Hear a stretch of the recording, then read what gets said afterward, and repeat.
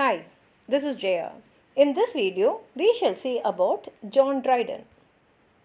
John Dryden was the son of a clergyman and belonged to a family with strong Puritan tendencies. In 1657, he left Trinity College, Cambridge, and settled in London. His early poems were heroic stanzas on the death of Oliver Cromwell and Asterix Redux, written in 1659 and 1660 respectively.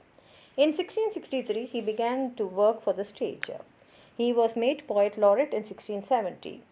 Dryden wrote several plays, among which his first blank verse drama, All for Love, is the best. Dryden's first great poem is Annus Mirabilis, dealing with the Great Fire and the war with Holland.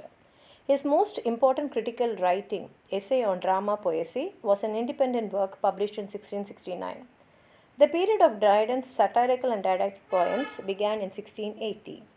Dryden's fame as a poet rests upon his satires and fables. His first great satire was Absalom and Achitophel, written in 1681.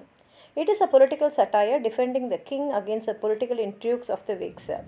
The poem is noted for its powerfully satiric character sketches of the Earl of Shaftesbury as Achitophel and the Duke of Buckingham as Zimri. Dryden's two other satires are The Medal and Macflano, both written in 1682.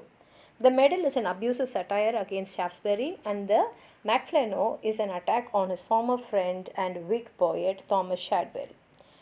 The religious quarrels of the time and the disputes between Catholics and the Anglicans are depicted in Religo Laeci and The Hind and the Panther. The latter, that is, The Hind and the Panther, has an allegorical framework.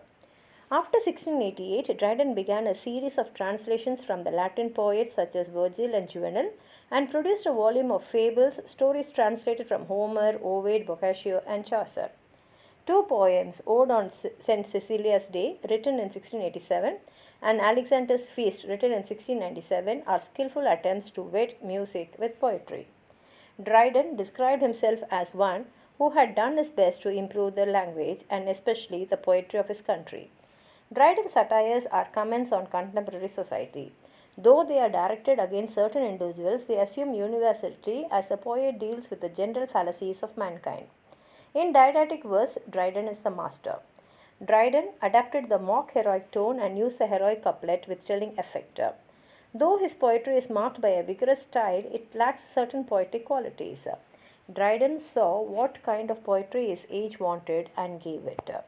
Dr. Johnson praised Dryden by saying that Dryden found English poetry brick and left it marble.